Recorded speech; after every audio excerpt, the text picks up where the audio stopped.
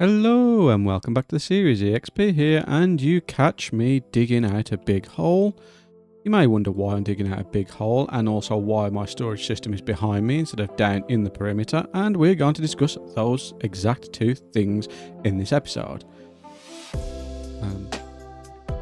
Right now, to be precise. So yeah, I did come to a rather sensible decision to not put this down in the perimeter for two reasons. Firstly, because this is easier to get to than flying down there all the time. It's less rockets and therefore better value. And secondly, I need somewhere in this world to start testing ideas and redstone, which ties me into that big hole that I've got there. But I figured I may as well leave this stretch here for that, and probably the whole of this bottom, if I can't find a use for, is going to end up being for that purpose. As for what this is for, I'm finding myself needing more and more smelted items, so we're going to design and set up our own super smelter in this area. And yeah, that's what I'm going to do today, while also talking about why this doesn't look like what we set up last week. And that thing you saw down there briefly just. All these questions are going to be answered while I'll prattle on. As you can see, I've started setting out where I want things. No idea what I'm going to do with this chunk here. This is going to be the overflow system down here once it's finished. And yeah, this bit over here is going to open up. This bit's going to be encased. This is specifically going to be a hall. I might have the multi-item sorter running between here, which kind of fills in. It all depends on whether what I want to do will fit up in there and whether I can get the items up there quick enough before they need refreshing. All these things are going to be things that I need to find out. My God, I am good at English today.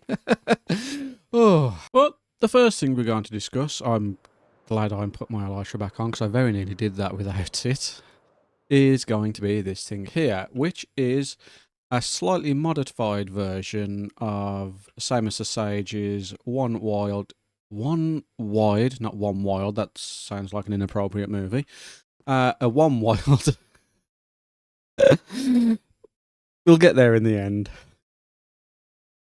One wild Shulker box unloader.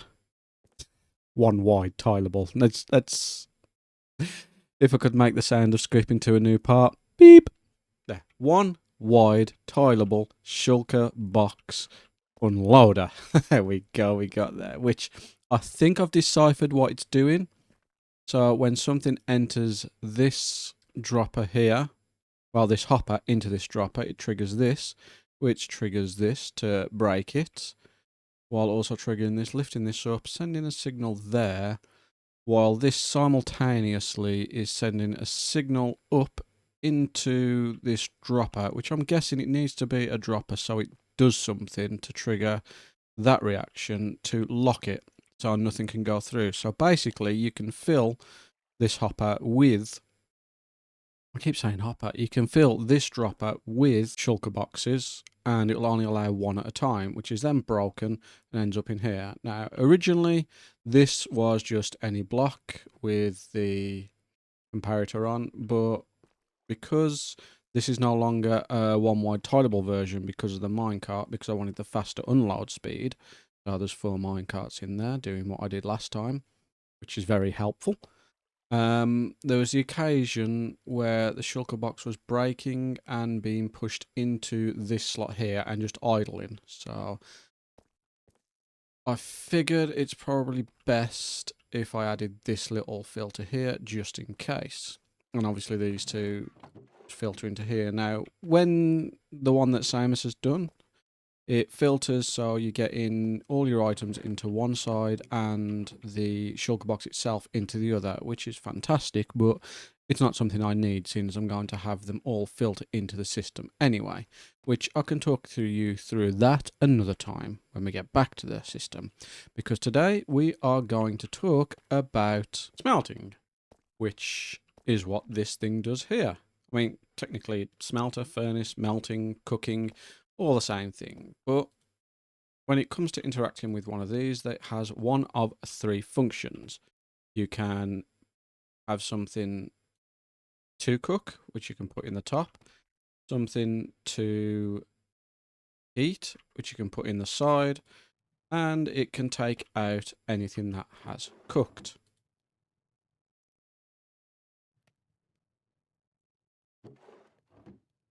Nice, simple, easy.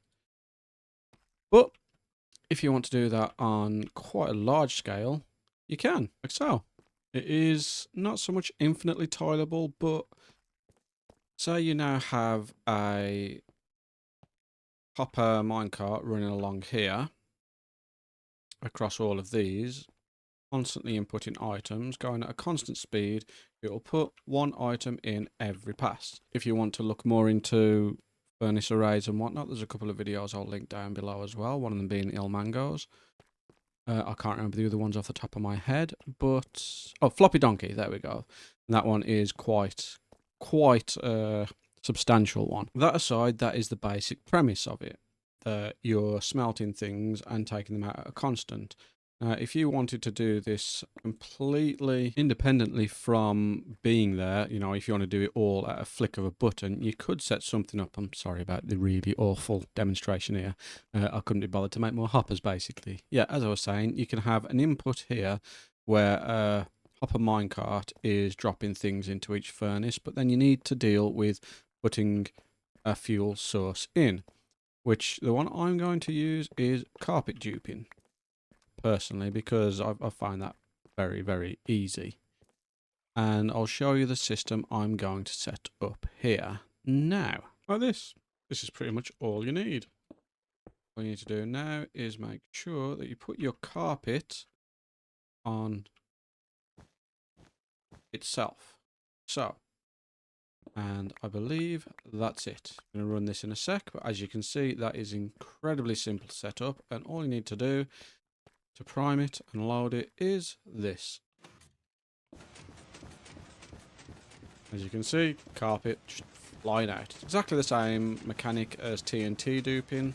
Can't remember exactly what it entails, but basically this fan is turning these into a falling entity, which is then pushing it out, and not quite sure whether it's still a falling entity or not, and it then becomes carpet.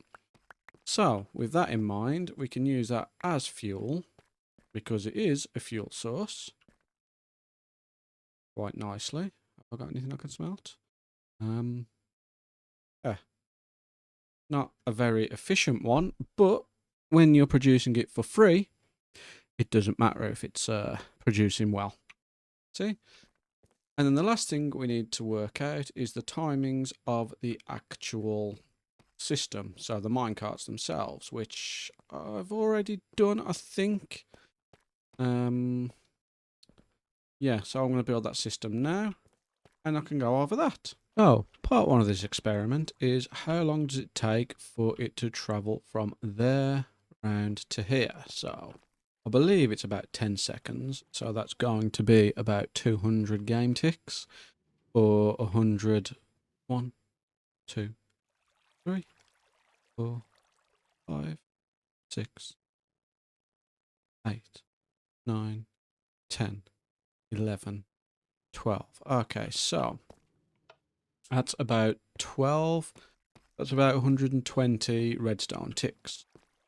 My bed's not here. And for the next test, we're going to need an awful lot of powered rails. So, for these, and be on our way before they all start spawning. I don't think it's too important to know how long it takes to get round this track. It's more important of how many minecarts we can put down on top of the furnaces going round to have the timings correct. But it's best to know for sure how much of this, how long it's taking, like just so we know then. So I'll plonk this all in and see how long it takes to get round when it is at max speed. There. Doopy doopy doo. So anyway, how's all your days while I'm doing this? I've got 101 things I'm supposed to be talking about because a lot's happened, but can't for the life of me think of anything. So let's see, how long does this take? 4, 5, 7. Okay. So all in all, we've got an entire an entire redstone tick rate of 7 plus 12, bringing it up to 19. So let's just round it to 200. So it's 200 redstone ticks, this full circuit. So let's see how that transfers up there, because what we're going to do is, instead of having this here, we're going to have a bubble column here and a magazine, rather than have it dispense these. I figured that would be a much easier system to deal with, because then while it's in the magazine, it can transfer anything it's picked up in the chest that's going to go. I've got a chest.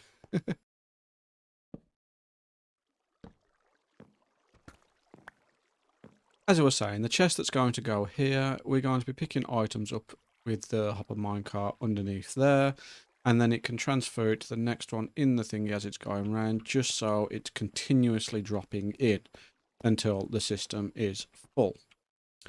So, I suppose, get cracking with the build, shall we?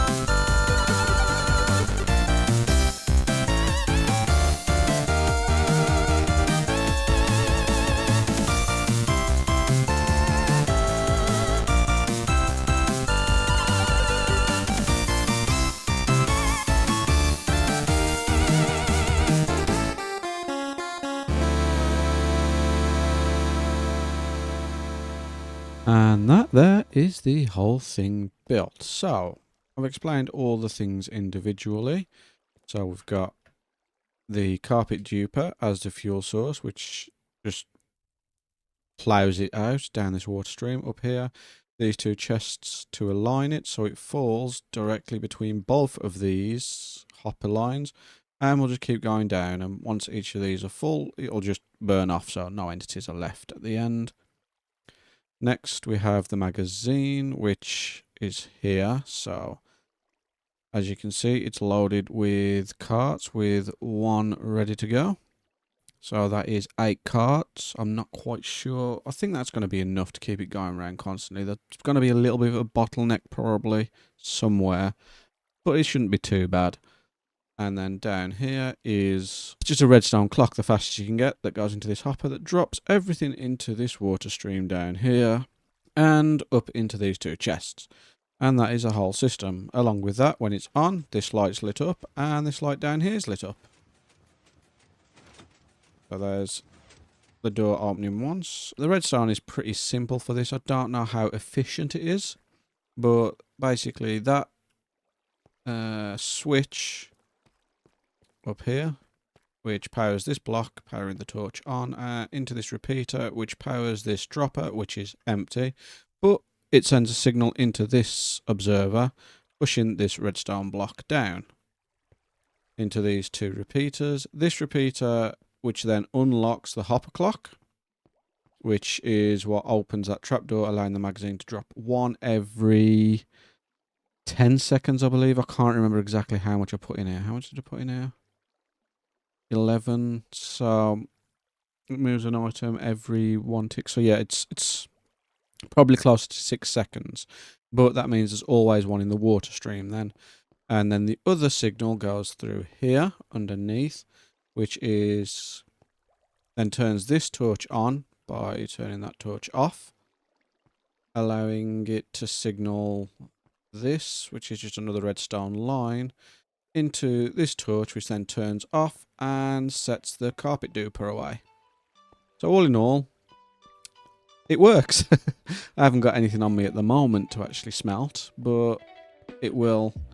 We'll have a demonstration at the end of this video anyway, just a mini time lapse showing it working. But, well, I mean, to be fair, that's probably going to be now. I'm going to sit back and work on decorating, choosing a palette for this while I do that. And, yeah. I'll see you all next week then. Appreciate you being here as always, and enjoy.